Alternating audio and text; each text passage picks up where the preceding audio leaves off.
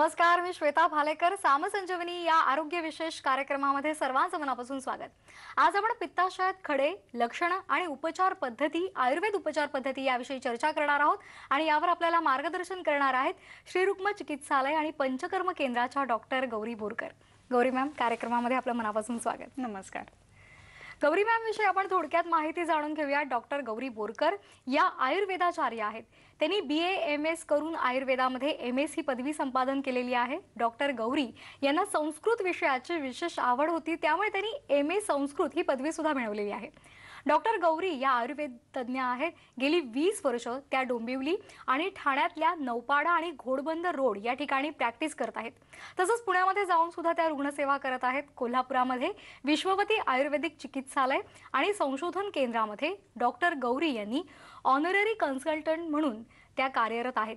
सांध्याचे आजार, पाठीच्या मणक्याचे आजार, हृदयरोग, डायबिटीस, पाळीच्या तक्रारी, वंध्यत्व या रोगाच्या चिकित्सेमध्ये त्यांनी विशेष प्रावीण्य मिळवले.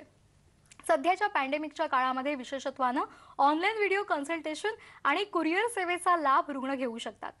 डॉक्टर गौरी बोरकर यांची जलगाथा, त्रिदोषातक विडा आणि इन्फर्टिलिटी ही पुस्तकं प्रसिद्ध झालेली आहेत. डॉक्टर गौरी बोरकर यांना वैद्यनाथ तर्फे धन्वंतरी पुरस्कार, हिंदुस्तान टाइम्स तर्फे ठाणे रत्न अवॉर्ड आणि 2021 मध्ये त्यांना सुश्रुत अवॉर्ड, आयुर्वेद आयकॉन पुरस्कार सुद्धा मिळालेले आहेत. आयुष दर्पण तर्फे आयुर स्त्री पुरस्कार सुद्धा त्यांना मिळालेला आहे. अशा अनेक पुरस्कारांनी त्यांना सन्मानित करण्यात आलेलं आहे. डॉक्टर बोरकर यांच्या दवाखान्यामध्ये आयुर्वेदिक डॉक्टरांना प्रशिक्षित सुद्धा केलं जातं. तर मग चला तर आज आपण मॅमचं खूप मार्गदर्शन घेऊयात आणि आजचा विषय आहे पित्ताशयातले खडे आणि त्यावर आयुर्वेदिक उपचार पद्धती. मॅम, सुरुवातीला आपण पहिल्यांदाच पित्ताशयातले खडे यामागची नेमकी लक्षणं काय आहेत आणि कारणं कोणकोणती आहेत त्याविषयी जाणून घ्यायला आवडेल. कसं आहे ना की ज्या वेळेला आपण पित्ताशयातल्या खड्यांचा विचार करतो त्यावेळेला बेसिकली अन्न पचनाची प्रक्रिया काय आहे हे पहिल्यांदा समजून घेतलं पाहिजे.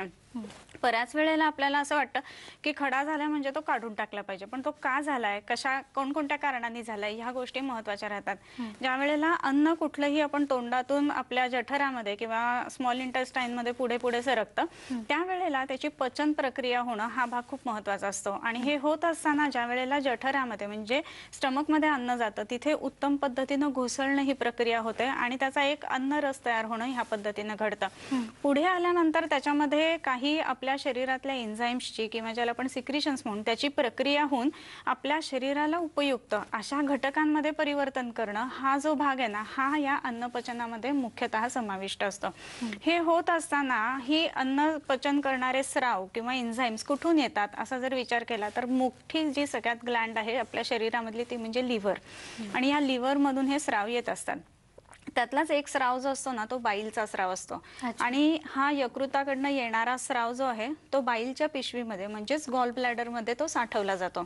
विशेष करून फॅट्सचं पचन करणं हे या स्रावाचं काम असतं. आणि मग ज्या वेळेला आपण जास्त प्रमाणामध्ये फॅटी पदार्थ खातो, ऑइली पदार्थ खातो किंवा डीप फ्राईड ज्याला आपण भजी पकोडे हे पदार्थ खातो मग ते पचनासाठी जास्त स्रावाची जरुरी असते. आणि मग हा जो गॉल ब्लॅडर असतो की जो यकृताच्या खालच्या बाजूला आहे तर तो स्क्वीज होतो आणि त्यातनं हे स्राव बाहेर पडत असतात आणि मग त्या फॅट्स जे आपण घेतलेले आहेत त्याचं पचनासाठी मदत होत असते.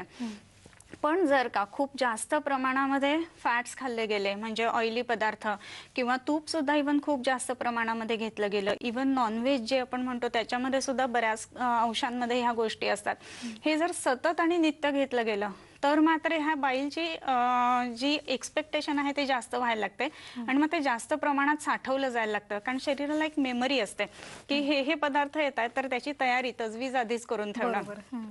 तर त्या पद्धतीनं आणि मग काय व्हायला लागतं हे जे साठलेलं पित्त आहे जे गॉल ब्लॅडर मध्ये आहे ते मग घट्ट व्हायला सुरुवात होते आणि मग हळूहळू ते खडे बनायला सुरुवात होते. मग हे पचन जे आहे त्या संदर्भामध्ये पित्त वाढवणाऱ्या गोष्टी म्हणजे तिखट खारट आंबट पदार्थ जास्त खाणं, तळलेले पदार्थ खाणं, खूप जास्त स्पायसी खाणं ह्या अशा गोष्टींमुळे हे पित्ताशयातले खडे हे नेमके बनायला सुरुवात होतात. खडा म्हणजे काय असतं, काही बाहेरून वेगळा दगड कुठला आलेला नाहीये, पण जे स्रवलेलं पित्त आहे की जे गॉल ब्लॅडर मध्ये साठलं जात आहे तेच अंशतः घट्ट घट्ट घट्ट होत जातं आणि ते खड्याच्या स्वरूपामध्ये राहायला लागतं. अच्छा, त्यामुळे आहार तुमचा संतुलित असला पाहिजे, जास्त खारट किंवा तेलकट वगैरे आपण टाळलं पाहिजे. मॅम, यामधले रिस्क फॅक्टर नेमके कोणते आहेत? बरोबर. आता तुम्ही मला विचाराल, की खूप लोक तिखट खातात किंवा खूप लोक ऑइली खातात, पण सगळ्यांना नाही होत ना. मग काहीच लोकांना होतं. मग असं का होतं? तर त्याच्यामध्ये एक 5F असं म्हटलं जातं मॉडर्न सायन्सनुसार सुद्धा, की female of 40, fertile female of 40 fatty, असं 4 शब्द त्याच्यामध्ये येतात. म्हणजे female who is fatty at the age of 40 आणि हु इज फर्टाईल. ह्या जर का रिस्क सगळ्या एकत्र असतील ना, तर मग ते जास्त प्रमाणामध्ये गॉलस्टोन्स होण्याची प्रक्रिया वाढते. त्याच्याचबरोबर समजा बर्थ कंट्रोल पिल्स किंवा ओसी पिल्स जे काही घेतले जातात, तर त्याच्याशी संबंधित सुद्धा हे जास्त येतात. किंवा इतर बरीचशी औषधं जी बरेच काळ चालू असतात, त्याचाही परिणाम म्हणून हे गॉलस्टोन्स बनणं ही रिस्क वाढत असते. आणि म्हणून आपण ह्या कॅटेगरीमध्ये असू तर आपला आहार आपण निश्चितच सांभाळला पाहिजे, हे मात्र निश्चितच. बरोबर. जर अशी लक्षणं दिसली तर रुग्णांनी पटकन डॉक्टरकडे जावं का, आणि मग त्या कशा पद्धतीचे यावर उपचार आहेत? राईट. आता गॉल ब्लॅडरचे पण जेव्हा लक्षणांचा विचार करतो ना, तर बऱ्याच वेळेला असं होतं की हे गॉल ब्लॅडर जे असतात ना, त्याच्या स्टोन्स जे बनलेले असतात ते सायलेंट असतात. आणि इयर्स टुगेदर जरी ते आपल्या पोटामध्ये असेल, त्या गॉल ब्लॅडरमध्ये असेल, तरी काही लक्षणं दाखवत नाहीत. बरं. आणि मग ते कधी समजत पण नाहीत आणि त्याचा त्रासही नसतो. मग असे जे स्टोन्स असतात त्याला शक्यतो हात लावू नये असं सांगितलं जातं. परंतु काही जे आहेत ते लक्षणं दाखवतात. आणि मग इतर वेळेला म्हणजे दुसऱ्या कशाची तरी सोनोग्राफी करताना किंवा पोटात दुखते म्हणून सोनोग्राफी करताना गॉलस्टोन्स आहेत असं निदान होतं. या सर्वसाधारणतः सोनोग्राफीने हे निदान केलं जातं. मग आता हे एकदा गॉलस्टोन्स आहेत हे समजल्यानंतर मग घाबरगुंडी उडते आणि लगेचच आपण ऑपरेशनच्या दिशेने जायला लागतो. परंतु प्रत्येक गॉलस्टोनचं ऑपरेशन हे गरजेचं नसतं. मग तुमची लक्षणं कोणकोणती आहेत हे बघणं गरजेचं आहे. काही वेळेला कसं होतं ना, की इंटरमिटंट पेन असतं, कधीतरी पोटात दुखतंय, विशेष करून राईट साईडला गॉल ब्लॅडर असल्यामुळं आपल्या शरीराच्या राईट साईडच्या रिब्स खाली म्हणजे बरगड्यांच्या खाली पेन असतं. काही वेळेला डल एकिंग पेन असतं. काही वेळेला खूप जास्त तीव्र लक्षणं येतात की अगदीच पेन सहन होत नाही आणि रेडिएटिंग टुवर्ड्स बॅक असंही असतं. म्हणजे आपलं जे फऱ्याचं हाड किंवा स्कॅप्युला ज्याला म्हणतो ना, त्याचा जो लोअर अँगल असतो तिथे टिपिकल पिन पॉईंट पेन असतं. ते म्हणजे आम्ही निदानाच्या दृष्टीने म्हणून ते बघत असतो. तर अशी जर लक्षणं यायला लागली ना, तर मग मात्र लगेचच डॉक्टरांकडे जायला पाहिजे आणि त्याप्रमाणे औषधं घ्यायला पाहिजे. काही पेशंटमध्ये तर नॉशिया वॉमिटिंग सुद्धा असतं आणि नॉर्मल ऍसिडिटी आहे म्हणून काही ना काहीतरी अँटासिड घेतलं जातं किंवा कुठलीही इतर औषधं नुसतं पित्त कमी करण्यासाठी म्हणून घेतली जातात. आणि मग त्याच्यामुळे कसं होतं की ते इग्नोर्ड राहतं आणि मग तो खोडा आहे तो वाढत जायला लागतो आणि मग मोठी लक्षणं यायला लागतात. मग ह्या लक्षणांमध्ये अगदी काहीच लक्षण नाही, इथेपासून ते नॉशिया वॉमिटिंग आणि अगदीच वॉमिटिंग थांबतच नाहीयेत असे सुद्धा पेशंट याच्यामध्ये आपल्याला बघायला मिळतात. मग अशा केसेसमध्ये वॉमिटिंग पहिलं थांबवणं आणि मग खड्याची चिकित्सा करणं ह्या गोष्टी करायला लागतात. काही जे पेशंट्स असतात ना, त्यांच्यामध्ये बर्निंग हे सेन्सेशन खूप जास्त दिसतं. जस्ट जो आपला डायफ्रॅम असतो त्याच्या एरियामध्ये, म्हणजे पोट आणि छाती जिथे एकत्र येतात ना, त्या एरियामध्ये खूप जास्त उदरदाह ज्याला आपण म्हणू किंवा बर्निंग ॲब्डॉमिन म्हणू, तर अशी लक्षणं त्यांच्यामध्ये दिसतात ह्या पित्तामुळे. सो असं व्हेरिएशन ह्या लक्षणांमध्ये खूप जास्त दिसतात. हाच खडा जो आहे ना, तो काही वेळेला जी मी मगाशी सांगितलं की स्क्वीज होऊन ते आपल्या अन्न म्हणजे स्राव जे आहेत ते आपल्या स्मॉल इंटेस्टाइन किंवा डिओडेनम मध्ये येत असतात. तर असं ज्या वेळेला होतं ना, त्या नलिकेमध्ये जर तो खडा अडकला तर मग मात्र त्याची लक्षणं आणखीन वाढतात आणि काविळीची लक्षणं येणं किंवा अंगाला खाज येणं ह्या सगळ्या गोष्टी सुद्धा त्याच्यात दिसतात. म्हणजे कावीळ आहे तर त्याचं मुख्य कारण काय हे बघायला पाहिजे, ऍसिडिटी काय आहे तर त्याचं मुख्य कारण काय हेही बघायला पाहिजे. सो निदान योग्य पद्धतीनं होणं ही गोष्ट खूप गरजेची आहे. आणि म्हणूनच थोडंसं जरी आपल्याला लक्षण वाटलं तरी जवळच्या आपल्या आयुर्वेदिक डॉक्टरांकडे वैद्यांकडे जाऊन तपासून मग त्याप्रमाणे चिकित्सेला सुरुवात करावी हे नक्की. बरोबर. डॉक्टर, आपण एरवी पण पाहतो की रुग्णांना जर तशी लक्षणं दिसली तर ते डॉक्टरांकडे जातातच. पण अनुवंशिक सुद्धा आहेत का की मग पित्ताशयात खडे होणं जर तुमच्या आईला असेल किंवा आजीला असेल तर तो त्रास त्या व्यक्तीला सुद्धा होतो का, त्यांच्या मुलांना सुद्धा होतो? बरोबर. कसं आहे ना की टेक्स्च्युअल जर म्हटलं ना तर नाही, म्हणजे ग्रंथांमध्ये आयुर्वेदिक सुद्धा आणि मॉडर्न मध्ये सुद्धा असं काही म्हटलेलं नाहीये की हा हेरिडिटरी डिसीज आहे किंवा हा ह्या पद्धतीने येतो. परंतु कसं असतं ना, त्या घरामध्ये एक खाण्याचा पॅटर्न ठरलेला असतो. म्हणजे ते तिखट किती खाणार आहेत, नॉनव्हेजचं प्रमाण किती आहे किंवा ऑइली किती खाणार आहेत आणि त्या पद्धतीचा आहार घेऊन मग जनरली त्याच्यामध्ये असं दिसतं की त्याच पद्धतीचा आहार आजी आजोबांनी घेतलाय, तोच आईबाबांनी घेतला आणि तोच मुलं घेतात. मग त्या पद्धतीनं ते पुन्हा पुन्हा होणं हे मग त्याच्यामध्ये नक्की दिसत असतं हे मात्र. यामध्ये दिली जाणारी जी औषधं आहेत त्या औषधांचं प्रमाण साधारण किती असावं आणि किती घ्यावं ते? हा, आता औषधांचं प्रमाण जे आहे ना ते आयुर्वेदानुसार पुरुषम पुरुषम वीक्ष असं म्हटलेलं आहे. आज मला त्या निमित्ताने अगदी एक सांगावंसं वाटतं की आज चरक जयंती आहे. म्हणजे आमचे ज्याला आपण फादर ऑफ मेडिसिन म्हटलं जातं आयुर्वेदामध्ये, तर हे चरक जयंती आहे आज. तर हा प्रत्येक माणसाचं औषध वेगळं आहे. म्हणजे बऱ्याच वेळेला असं म्हटलं जातं ना आयुर्वेदामध्ये डोसेस फिक्स नाहीयेत, हे फिक्स नाही. तर प्रत्येक माणसाची प्रकृती कशी आहे त्याच्यानुसार हे औषधं किंवा त्याचे डोसेस सुद्धा बदलत असतात. आणि म्हणून दुषम देशम बलम कालम अनलम प्रकृतिम वयाः सत्वम सात्म्यम तथा हारम अवस्थाश्च पृथक्विदा सूक्ष्म सूक्ष्माः समैक्षैषाम दोषौषध निरूपणे असं सांगितलेलं. यो वर्तते चिकित्सायाम नसस खलते जातोचित. एवढ्या सगळ्या गोष्टी बघून म्हणजे दूष्य कोणते, देश कोणते, तुम्ही राहताय कुठे, तुमची प्रकृती कोणती आहे, तुमचं वय किती आहे, तुमची असं औषधं सहन करण्याची ताकद किती आहे. म्हणजे तुम्हाला कितीही होत असले तरी मी एवढा डोस देणारच असं नाहीये ते. तर तुमची सहन करण्याची ताकद किती आहे, आजाराची ताकद किती, ह्या सगळ्या गोष्टींचा विचार करून मग हे डोसेस ठरवले जातात. अगदी पित्ताशयातले खडेचा विचार केला आणि आयुर्वेद उपचार जर आपल्याला घ्यायचे असतील तर पंचकर्म चिकित्सेचा यामध्ये किती फायदा होतो? पंचकर्माचा रोल नक्कीच आहे. दोन पद्धतीची औषधं आयुर्वेदामध्ये सांगितलेत. शोधनम शमनम चेती समासाद औषधम द्विधा. शोधन आणि शमन. शमन औषधांमध्ये प्रामुख्याने औषधी वेगवेगळे पद्धतीचे म्हणजे चूर्ण आहेत किंवा टॅबलेट्स आहेत किंवा असवारिष्ट आहेत, या वेगवेगळ्या गोष्टींचा समावेश त्याच्यामध्ये येत असतो.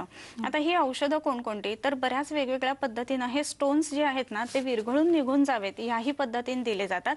आणि हा स्राव जर का प्राकृत असेल ना तर ही औषधं आपल्याला योग्य पद्धतीने देता येत असतात. आणि म्हणून औषधं जी आहेत मग त्याच्यामध्ये पित्त कमी करणारी औषधं, सर्वसाधारणतः सगळ्यांना ऍसिडिटीसाठी सूतशेखर हे आजकाल बऱ्यापैकी घरांमध्ये माहीत असतं. पण त्याच्याही पुढे जाऊन बरीच वेगवेगळी औषधं आहेत. त्याच्यातली काही मी इकडे आणलेली आहेत ती आपण बघूयात. हे गुळवेल म्हणून वनस्पती आहे. ह्यालाच मधुस्रवा असंही म्हटलं जातं किंवा ह्यालाच मधुपर्णी पण म्हणतात. ह्याचं जे कांड आहे हे कडू असतं, परंतु ही पानं जी असतात ती गोड असतात म्हणून मधुपर्णी म्हटलं जातं. तर ही गुळवेल आहे ना तर ती रसायन कर्म पण करते, पित्ताचं उत्तम शमन करते. आणि मग आता जे आपण म्हटलं की स्राव साठून त्याला घट्टपणा येणं हा भाग होत नाही, म्हणजे तिथे तीक्ष्णत्व वाढणं ही गोष्ट घडत नाही. आणि ह्याचा क्षीरपाक म्हणजे हे जे कांड आपल्याला दिसतंय त्याचा 1 चमचा कांड आणि 1 इंच कांड आणि अर्धा कप दूध अर्धा कप पाणी असं करून जर का त्याचा क्षीरपाक करून घेतला गेला ना तर वारंवार होणारं पित्त आहे ते उत्तम पद्धतीने कमी येत असतं. त्याच्याच बरोबरीनं अजून एक भाग इथे आहे तो म्हणजे हा निंब आहे. कडुनिंब जो आपल्याला माहित असतो गुढीपाडव्याला जनरली आपण 1 दिवस 1 पान खात असतो, पण हे अतिशय औषधी आणि गुणकारी औषध आहे. आणि जरी दिसायला साधं किंवा इझिली अवेलेबल असलं की तरी सुद्धा त्याचं महत्व काही कमी होत नाही. ॲज अ डिरेक्टा इंडिका असं त्याचं लॅटिन नेम आहे. तर हे जे आहे ते सुद्धा उत्तम पित्त शमन करणार आहे. आणि म्हणून फलत्रिका अमृतावासा तिक्ता भूनिंब निंबज असं म्हटलेलं त्यातलं हे एक द्रव्य आहे की जे मगाशी मी तुम्हाला म्हटलं ना की बऱ्याच वेळेला हे पित्त वाढून किंवा गॉलस्टोन अडकून कावीळ तयार होते, तर ते कावीळ होऊ नये म्हणून हे फलत्रिका काढा म्हणून जे आम्ही वापरतो त्याच्यातलं एक द्रव्य आहे. ते काविळीवरती अदरवाईज खूप पेशंट जातात आणि नंतर मग ते अंग खाजणं वगैरे ह्या गोष्टी चालू होतात. तसं अजून एक महत्वाचं औषध इथे आहे आणलेलं आपण. हे डाळिंबाचं झाड किंवा डाळिंबाची फांदी आहे छोटीशी. तर हे डाळिंबाची जी फुलं असतात ना त्याचाही परिणाम खूप चांगला येत असतो. आता तुम्ही जो पंचकर्माचा विषय काढलात तर त्याच्यामध्ये जेव्हा खूप नॉशिया व्हॉमिटिंग असतं की पेशंटला सहनच होत नाहीये आणि जाऊन आल्यानंतर जस्ट तोंड पुसतं तोपर्यंत पुन्हा व्हॉमिटिंगला जायला लागणार आणि हे व्हॉमिटिंग खूप मोठं असतं. तर असं ज्या ज्या वेळेला होतं ना तेव्हा या डाळिंबाची फुलं अतिशय सुंदर ऑरेंज कलरची दिसतात. तर त्याचा रस किंवा स्वरस काढून त्याचं नस्य जर का दिलं गेलं तर ह्या पद्धतीचं जे व्हॉमिटिंग आहे ते उत्तम पद्धतीनं कमी येण्यासाठी ह्याचा खूप मदत होत असतं. तसंच ह्याच्या बरोबरीनं आणखीन काही गोष्टी महत्त्वाच्या आहेत. त्याच्यामध्ये खूप जेव्हा व्हॉमिटिंग असतं तर त्याच्यामध्ये आम्ही शंखभस्म म्हणून एक औषध वापरत असतो. ते लिंबू साखरेमधनं दिल्यानंतर हे व्हॉमिटिंग जे होत असतं तेही बऱ्यापैकी प्रमाणामध्ये कमी होऊ शकतं. हा जो खडा आहे तो पडण्यासाठी म्हणून काही विशिष्ट औषध असतात की जसं गुळवेलीच्या रसाबरोबर आहे तसंच तुळस बेल आणि दुर्वांच्या रसाबरोबर पण आपण एक औषध देत असतो. त्याच्यामध्ये आज इथे आपण दुर्वा आणलेले आहेत. याच पद्धतीचा बेल सगळ्यांना माहित असतो आणि तुळसही माहित आहे. हे तिन्ही वनस्पती आहेत ना ते ब्रह्मा विष्णू महेश या पद्धतीने उत्पत्ती स्थिती लय हे 3 गोष्टींचं साम्य शरीरामध्ये प्रस्थापित करण्यासाठी काम करत असतात. ब्रह्मा म्हणजेच गणपतीची आवडती आणि म्हणून ही दुर्वा, विष्णूसाठी जी ती तुळस आणि शंकरासाठी तो बेल म्हणून ह्या तिन्ही गोष्टी म्हणजे उत्पत्ती स्थिती आणि लयाच्या ह्या 3 देवता आहेत. तर असं ज्या वेळेला आपण बघतो ना तर ह्या तिन्हीच्या स्वरसामधनं औषध दिलं जातं आणि मग त्याच्यामध्ये वेगवेगळे की स्राव उत्तम पद्धतीने होऊन जावा, गॉल ब्लॅडर मध्ये गोष्टी साठू नयेत ज्याला स्लज असं म्हटलं जातं, तर त्याच्यासाठी ह्या गोष्टी आपण वापरत असतो. मग त्याच्यामध्ये आरोग्यवर्धिनी काही वेळेला वापरली जाते, काही वेळेला सूतशेखर सुद्धा वापरता येत असतो. बाकी इतर बरीचशी औषधं आहेत. अर्थात औषधं घेत असताना प्रत्येकाने तपासून मगच औषध घ्यायला पाहिजे. पण ही अवस्था कुठे कुठली आहे हे बघून दिलं जातं. हं. तसंच मी तुम्हाला सांगितलं की काही वेळेला खूप जास्त प्रमाणामध्ये गॉल ब्लॅडरचा जेव्हा स्टोन शरीरामध्ये असतो त्यावेळेला ॲब्डॉमिनल बर्निंग खूप सेन्सेशन असतं. मग अशा वेळेला ह्या दुर्वा ज्या असतात ना त्या वाटून त्याचा दुधातनं जर का लेप ॲब्डॉमिनल वरती केला गेला तर त्याचा परिणाम ते बर्निंग कमी करण्याच्या दृष्टीने खूप चांगला येत असतो. त्याच्या संदर्भात मला एक केस नक्की सांगावीशी वाटते तुम्हाला.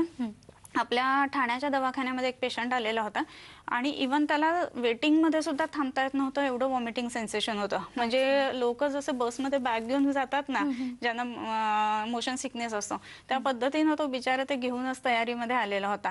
आणि मग अशा वेळेला त्याला पहिल्यांदा घेतलं, अर्थात एवढा त्रास होतोय म्हणताना, आणि तिथल्या तिथे इमिजिएटली म्हणजे आपण काही पेशंटचं नस्य ताबडतोब करतो की ज्याला स्टॅट नस्य असं म्हणतो, तर तसं दिलं गेलं आणि ते नस्य झाल्यानंतर इमिजिएटली त्याचे जे वॉमिटिंग सेन्सेशन होतं ते थांबलं. इरिटेशन जे असतं ते खूप छान पद्धतीने आणि कमी येत असतं. सो ह्या दृष्टीने पंचकर्म खूप महत्वाचं आहे. अगदी म्हणजे पित्ताशयातले खडे आणि त्यावर आयुर्वेद उपचार किती प्रभावी आहे हे आपल्याला डॉक्टर गौरी बोरकर सांगतात. कार्यक्रमामध्ये वेळ झाली छोट्याशा विश्रांतीची. पाहत रहा सामसंजीवनी.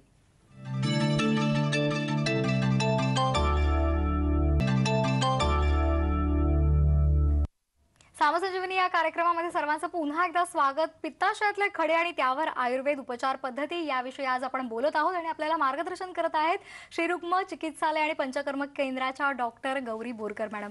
गौरी मॅडम, आपण मगाशी तर पंचकर्म चिकित्सेबद्दल बोललो, आणखीन काही चिकित्सा आहेत त्याविषयीची सुद्धा आम्हाला माहिती द्याल. राईट. पंचकर्म चिकित्सेत बऱ्याच गोष्टी म्हणजे नस्य किंवा आता जे सांगितलं तुम्हाला ते आपल्याला इमिजिएट त्रास असताना हे तर देता येतातच पेशंटला, किंवा ऍसिडिटीचा त्रास जास्त येतोय, वॉमिटिंग जास्त होतं तेव्हा देता येतात.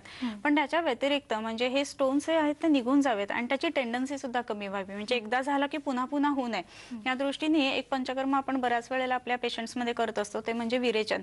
विरेचन म्हणजे काय तर मोशन्स किंवा लूज मोशन्सला होऊन शरीरातलं विकृत पित्त शरीरातनं बाहेर काढून टाकणं, याला विरेचन असं म्हटलं जातं. आपल्या ठाण्याच्याच दवाखान्यात एक बदलापूरवरनं पेशंट येत होता आणि त्याच्या अंगाला खाज येत होती आणि म्हणून तो बरेच ठिकाणी वेगवेगळ्या ठिकाणी फिरलेला होता. पण अंगाला खाज येते म्हटल्यानंतर स्किनच्या दृष्टीनेच बघितलं गेलेलं होतं. पण हे जे आता मी तुम्हाला म्हटलं की बऱ्याच वेळेला हे जे टॉक्झिन्स आहेत शरीरातले जर मोशन्सच्या वाटे बाहेर नाही पडले तर ते स्किनमधनं आपल्याला दिसतं की इव्हन काविळीमध्ये सुद्धा बघा की आपल्याला सगळं अंग पिवळं पडतं आणि अंग खाजल्यासारखं दिसत असतं. तर ह्या पद्धतीनं लक्षण येतात आणि ते बघितल्यानंतर निदान त्या पद्धतीनं असावं असं म्हणून सोनोग्राफी केल्यावरती स्टोन्स आलेले होते. आणि मग ते साधारण एक 50 वय असेल, जेंट्स पेशंट होता त्याच्यामध्ये. मग त्यांच्यामध्ये औषधं वगैरे बाकीची वापरून विरेचन ही प्रक्रिया केलेली होती. त्यामध्ये महातिक्त घृत की जे विशेष करून पित्ताचं शमन करतं ते आधी स्नेहनार्थ दिलं जातं आणि मग त्याच्यानंतर एक सिंगल डे एक गोळी दिली जाते की ज्याच्यामुळे शरीरामधनं पित्त हे विकृत जे आहे ते निघून जावं. मग ह्याच्यामध्ये विरेचन होत असताना साधारणपणे 8 ते 10 वेळेला लूज मोशन्स होऊन जातात. पण हे होत असताना शरीरातलं पित्त घेऊन बाहेर पडतं, न की फक्त पाणी घेऊन बाहेर पडतं. पेशंटला खूप थकवा येतो वगैरे असं काही होत नाही. आणि त्याच्यानंतर आहार त्याला विशेष करून पेयादी क्रम आम्ही देत असतो, म्हणजे आधी तांदळाची पेज, मुगाची पेज लहान मुलांना कसं देतो ना तसं करत हळूहळू वाढवत मुगाच्या खिचडीपासून मग नॉर्मल जेवण चालू करणं. तर हे केल्यानंतर पुन्हा नंतर त्यांना झालेले नाही स्टोन असं आहे. सो ह्या पद्धतीनं जर विरेचनाचा आपण उपयोग केला ना तर त्याच्यामध्ये खूप चांगला परिणाम आपल्याला दिसतो. आणखीन एक महत्वाची गोष्ट अशी की ज्या वेळेला हे स्टोन्स आहेत आणि आतमध्ये कंटिन्युअस इन्फ्लमेशन होत राहत आहे तर तो गॉल ब्लॅडरची जी आतली म्युकोजा किंवा आतला लेअर आहे आपण म्हणू, तर त्याला कंटिन्युअस इन्फ्लमेशन राहिल्यामुळे सुद्धा पुढे जाऊन म्हणजे आपण लक्ष नाही दिलं तर त्याच्यामध्ये अगदी म्हणजे 1% चान्स असतो, पण त्याच्यामध्ये सुद्धा आपल्याला दिसतं की कॅन्सरस चेंजेस होणं किंवा इन्फ्लमेटरी चेंजेस होणं ह्या गोष्टी दिसत असतात. आणि मग त्याच्यामध्ये आपण सिरम अमायलेज लायपेज ह्या गोष्टी टेस्ट करून घेतो तर त्याच्यामध्ये ते रेस दिसतात. मग ह्याचा जो संबंध आहे ना तो लिव्हरशी तर आहेच आपण बघितलं, पण त्याच्याच बरोबरीनं ज्याला आपण स्वादुपिंड म्हणतो किंवा पॅन्क्रियाज म्हणतो तेही खूप विसिनिटीमध्ये असतात ऑर्गन, त्याच्यामुळे एक दुसऱ्याचा परिणाम एक दुसऱ्यावरती येत असतो. म्हणून कुठल्याही पद्धतीचं नॉशिया, वॉमिटिंग, अनइझीनेस, गॅसेस खूप होणं, पोट फुगणं ह्या गोष्टींकडे दुर्लक्ष नाही करायला पाहिजे आणि योग्य पद्धतीनं औषधं घेणं हा भाग खूप महत्वाचा आहे. सो नस्य करणं, विरेचन करणं ह्या 2 महत्वाच्या पंचकर्म चिकित्सा ह्याच्यामध्ये केल्या जातात. अगदी बरोबर. डॉक्टर, या व्याधीमध्ये आहाराचं महत्व किती आहे? आहार कसा असायला हवा? राईट. कसं आहे ना की आता आपण बघितलं की कोणत्या प्रकारचा आहार घेतल्यावर ह्या गोष्टी होतात. सो तो आहार टाळणं हे तर महत्त्वाचं आहेच आहे. नित्यम षड्रसाभ्यास हाच असं म्हटलं, 6ही रस आपल्या जेवणामध्ये असले पाहिजेत, म्हणजे योग्य पद्धतीचं त्याचं संतुलन होत असतं. म्हणजे आपल्याला गोड आवडते म्हणून गोडच घेतलं तर ते पचन करायला अवघड जातं, पण त्याच्याच बरोबरीने खारट तिखट आंबट काही विशिष्ट प्रमाणामध्ये असेल तर ते रस एकमेकांना कॉम्पन्सेट करत असतात. आणि म्हणून महत्त्वाचं आहे की षड्रसात्मक आहार घेणं, की रसा स्वादू अम्ल लवण तिक्त उष्ण कषाय, ह्या 6 चवी असतात. आपल्याला आजकाल 4च माहित असतात, तो भाग वेगळा, पण ह्या 6ही चवीचा आहार घेतला गेला पाहिजे. इव्हन कषाय ज्याला म्हणतो आपण, तुरट चव, तर ती सुद्धा महत्त्वाची आहे. हे घेतलं गेलं पाहिजे. आहार जो आहे तो हलका असला पाहिजे. अगदी तुडुंब म्हणजे घशात बोटं घातल्यानंतर अन्न हाताला लागेल एवढं जेवू नये कधीच. म्हणून सावकाश जेव्हा असं सांगितलं, तर सावकाशचा अर्थ हळू नव्हे, मग काय तर अवकाश. अवकाश म्हणजे पोटामध्ये जरा आकाश ठेवून, जागा ठेवून जेवायला पाहिजे. मग त्याच्यामध्ये आपलं जर स्टमक आहे ना, तर त्याचे 4 भाग कल्पिले जातात. अन्नेन कुक्षोर द्वाविंशो पानेन एकम प्रपुरेत आश्रयम पवनादीनाम चतुर्थम अवशेषेत. हे दुसरी ओळ महत्वाची, म्हणजे काय तर पाण्याने 2 भाग भरा, अन्नाने 1 भाग भरा, आणि त्याच्या वरचा जो 1 भाग आहे ना तो रिकामा ठेवायला पाहिजे. तर म्हणजे कसं अन्नपचन व्यवस्थित होतं, गॅस्ट्रिकचं चर्निंग सुद्धा चांगलं होत असतं. ह्या महत्वाच्या गोष्टी आहेत. अगदी जाता जाता या रुग्णांनी दिनचर्या कशी ठेवावी आणि योग आणि प्राणायामाचे यामध्ये काय फायदे आहेत? राईट. कसं आहे की प्रत्येक गोष्ट जी आहे ना ती दिनचर्येमध्ये बसवली तर रुग्ण या अवस्थेपर्यंत जाऊच नये म्हणून महत्वाचं आहे. आणि म्हणूनच स्वस्थ स्वास्थ्य रक्षणम हे आयुर्वेदाचं महत्वाचं संकल्पना आहे. आणि त्याच्या पुढे व्याधी तस्यचे परिमोक्ष, म्हणजे जर व्याधी झाला तर मग त्याचा परिमोक्ष करणं. मग आता ज्या वेळेला आपण स्वस्थ राहावं म्हणून काय करायला पाहिजे, तर लवकर उठायला पाहिजे, व्यायाम नित्य करायला पाहिजे. त्याच्यामध्ये काही विशिष्ट योगासन आहेत की जे या गॉलस्टोन्सला प्रिव्हेंटिव्ह म्हणून सुद्धा खूप चांगल्या पद्धतीने काम करत असतात. जसं योगमुद्रा आहे, वज्रासन आहे, किंवा अनुलोम विलोम शीतली हे प्राणायाम आहे. शरीरामध्ये जास्त जर का हीट वाटत असेल तर त्यामध्ये आपण अनुलोम विलोम आणि शीतली शीतकारी हे प्राणायाम करायला पाहिजेत. रात्री लवकर झोपायला पाहिजे. ह्या सगळ्या गोष्टी जर केल्या ना तर आपण ह्या गॉलस्टोन्स पासून लांब राहू शकतो. अगदी आपण पाहताय की आपल्या स्क्रीनवर आपल्याला जे नंबर दिसत आहेत ते नोट डाऊन करून घ्या. आणि पित्ताशयातल्या खड्या किंवा इतर कुठलेही जर आजार असतील तर तुम्ही डॉक्टरांशी संपर्क साधा. डॉक्टर निश्चितच तुम्हाला आयुर्वेद उपचार पद्धतीने तुमच्या शंकांचं निरसन करतील आणि तुमच्या व्याधींवर औषध सुद्धा देतील. मॅडम, आपण वेळात वेळ काढून इथे आलात आणि पित्ताशयातले खडे याविषयी खूप छान पद्धतीने मार्गदर्शन केलं आणि आयुर्वेद उपचार यावर काय काय आहे त्याविषयीची माहिती दिली, त्याबद्दल मनापासून आपले आभार. नमस्कार. सामसंजीवनी या कार्यक्रमामध्ये वेळ झाला इथेच थांबण्याची. पाहत रहा साम टीव्ही.